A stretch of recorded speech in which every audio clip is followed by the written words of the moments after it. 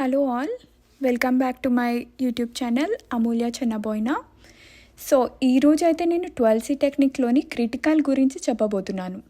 నిన్న మనం ఏం తప్పులు చేశాం, మన మాటల వల్ల చేతల వల్ల ఎవరినైనా నొప్పించామా, మనకి నష్టం జరిగే పనులు ఏమైనా జరిగాయా అని ఒక్క క్షణం ఆలోచించాలి.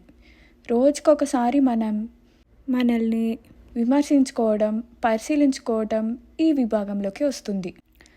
Bhagavad Gita it's also a manual how to live our lifes. So భగవద్గీతలో 3 రకాల కర్మలు ఉంటాయండి. ఫిజికల్ కర్మ, వాక్ కర్మ, మనోకర్మ. సో ఫిజికల్ కర్మ అంటే మన చేష్టల ద్వారా, యాక్షన్స్ ద్వారా ఇంకొక వ్యక్తిని నొప్పించడం లాంటిది. అండ్ వాక్కర్మ అంటే మన మాటలతో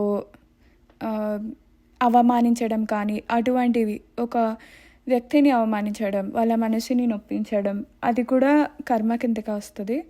అండ్ మూడోది, మనసులో మనం ఎదుటి వ్యక్తికి తప్పు చేయాలని ఆలోచించడం కూడా అది కర్మ కిందకే వస్తుంది. సో కర్మ అంటే it's nothing but a boomerang. If you do something bad to anyone, అది రిటర్న్గా గట్టిగా తగులుతుంది.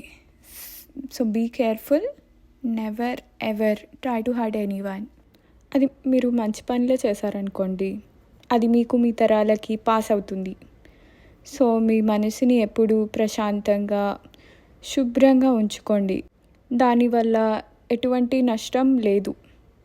కానీ ఇతరులు ఎవరైనా మిమ్మల్ని హర్ట్ చేయాలని ట్రై చేస్తుంటే మాత్రం సహనంగా వేచి ఉండకండి. మీకు ఏమైనా నష్టం జరుగుతుంది లేదా మీరు సఫర్ అవుతున్నారని అనిపిస్తే వాళ్ళకి చెప్పేయండి. చెప్పడంలో తప్పు లేదు, చెప్పకపోతే మీదే తప్పు. అది ఏ విధంగా చెప్పాలో మీకే తెలుసు.